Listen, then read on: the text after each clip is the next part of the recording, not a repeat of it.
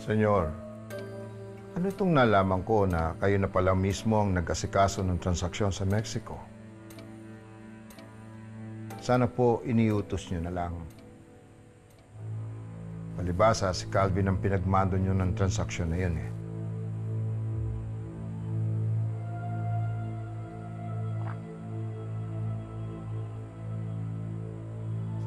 Wala na akong tiwala kay Calvin. Hindi lang siya pabaya sa tungkulin niya.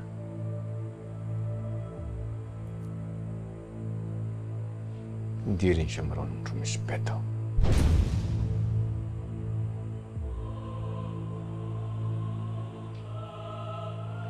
Kung anong layo ng loob ko kay Calvin.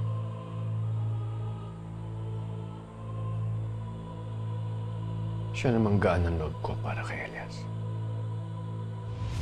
Kaya lang, senyor, oras na malaman ni Calvin na tinatanggalan nyo na siya ng tungkulin sa sindikato,